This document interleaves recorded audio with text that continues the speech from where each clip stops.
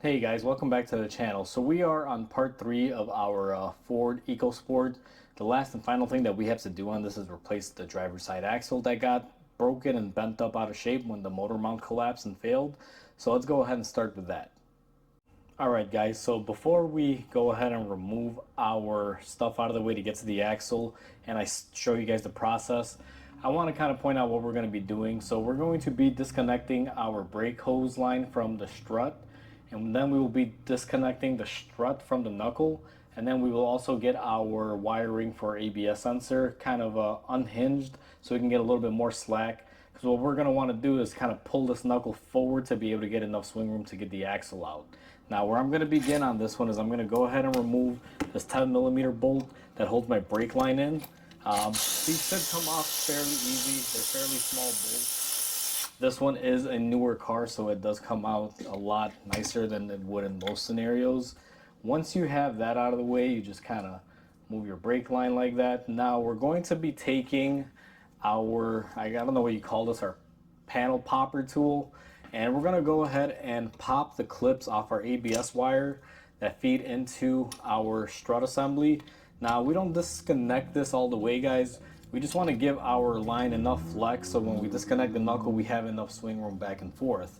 Now after I've done these two disconnections, I'm going to go ahead and remove my knuckle bolts. What I typically do is I put my gun or my impact on the side that has the nut and I hold the stud side on there. Hopefully these don't fight me.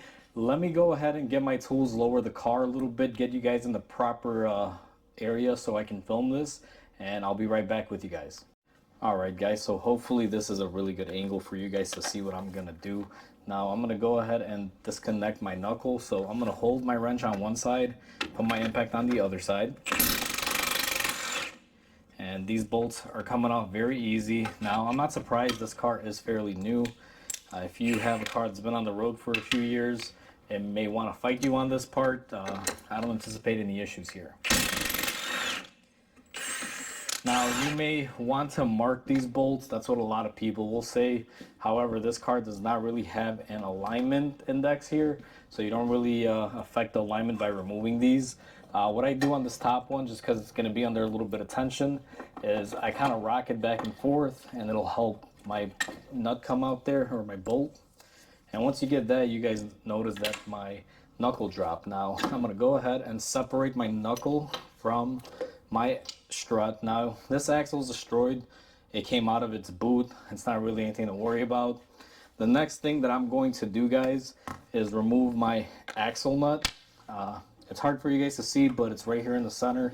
Let me see if I can reposition you guys so you guys can get a better view of that. Kind of bring my camera down here. So now you may want to do this before. I just forgot to do it before. But you want to take that off. That'll basically release your axle. Now once you have that nut off, your axle technically should slide backwards. Now this one is not. Typically when they're new they want to slide. Now what I'm going to do, since I'm replacing this axle, is I'm just going to take my hammer and I'm going to give it a couple taps. And once I get that off, I'll be right back with you guys. Alright guys, so I tried with a hammer. This axle is being stubborn, so I'm going to use my air hammer with a fine tip. And normally there's a hole you insert it on there and then just blast it away.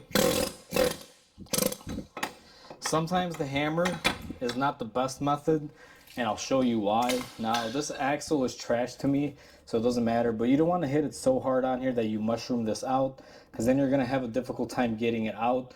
So if it doesn't come out, you guys notice this hole in there? That's actually made for you to insert an air hammer bit and be able to push it out of the way just like we did. So I just wanted to mention that. Now I'm going to raise up the car. I'm going to get everything situated and ready, and we're going to go ahead and pop out our socket and be able to put our new axle in. Alright guys, so I'm going to explain what I'm going to do right now, and if I'm really sweaty, it's because it's really hot inside the shop, guys. I have to keep my doors down in order to make videos because otherwise it's really noisy. But, you know, just don't mind me being sweaty. What I'm going to do next is I'm going to be using my pry bar, and I'm going to zoom you guys in on the axle half that got stuck in there on the shaft that goes inside the transmission. And what I'm going to do is I'm going to go behind the cup wherever I can, and I'm going to knock it out and pull it out of the transmission. Now, I figured I would explain this because this axle actually broke, so the inner cup is stuck inside the transmission, and that's what we're going to be pulling out next. Okay guys, so I have you guys set up there. Hopefully you guys are going to be able to see this, but I'm sticking my pry bar underneath it. And then what I'm going to do is use my hammer to tap on the pry bar outward to get this out. And alright, there you go. Sometimes these will really fight you guys. Sometimes they come out very easy. I got really lucky here. This thing came out without a hitch. So I'm going to just go ahead and grab it. Now this one's kind of a long one. And one thing to be mindful of, when you remove these, sometimes they will have transmission oil dripping out. So you want to be ready to catch that with a pan. In my scenario, we don't really have any trans fluid leaking out because, as you guys saw earlier in the other videos, this transmission has leaked out quite a bit. So let me get the new axle and I'll set you guys up to see me installing it. Alright guys, so I got my new axle. This is it when it's complete. And I have to kind of zoom you guys out and you guys have to kind of see me do this from this angle. But what I'm going to do is stick my shaft in there from one end and make sure it pops in. Now once you pop in there, what you want to do, and I got to kind of move around the camera so I don't block you, is come in here and just kind of get my angle right and line up my axle with my wheel bearing. And once those two are together like that, what you're going to want to do guys is just set up your knuckle together. Now let me see if I could do this on camera so you guys don't miss it. Let me see if I can get the two connected here. And what you're going to want to do is line it up, run your bolt through there, and I don't know how well you guys can see, but you're basically bolting it up. Now I'm going to go ahead and put these in here just loosely because we're not going to tighten everything down just yet. I just want to get my bolts lined up and get everything ready to go. So I got both ends of that hooked up. Now to be safe, before I forget, I'm going to go ahead and reinstall my ABS wire on the little holders, so this way we don't forget about it and we wind up ripping apart the wire. These all usually go back in there pretty easy. Now I'm going to come around to the other side and I'm going to get my brake line bolt and we're going to bolt that up. You always want to make sure that you bolt everything up, but actually before I do my brake line, what I'm going to do is go ahead and I'm going to bolt up our bolts to the strut because that brake line will interfere. So let me grab my tools for that, if I can find where I left them. Now I will be torquing these, but for right now I'm just going to run them down just to keep everything tight guys.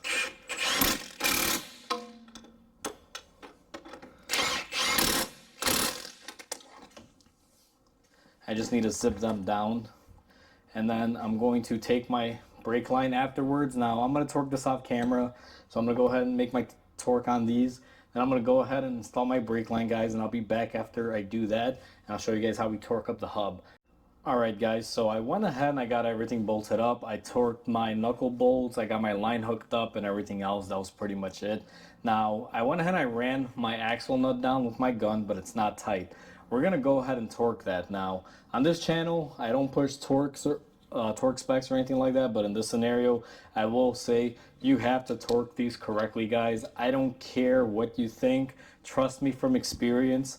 Torque down your axle nuts to proper spec, because if you don't torque them, what'll happen is you're going to wear out your bearing prematurely depending on how loose or how tight you make it, and you're just going to have issues. So trust me, make sure you torque this. I really want to point that out. Now I got my torque wrench and my screwdriver. I'm going to go ahead and torque it.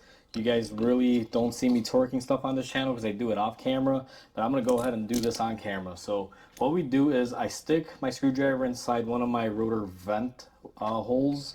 Let me just get my camera light out of here. So inside of these vent holes, I'm going to go ahead and stick my screwdriver to kind of lock the axle in. Now you could also do this on the ground guys and just remove the center cap with the wheel and keep the weight on the car. What we're looking to do is lock down this rotor from moving. So I'm going to go ahead and torque this.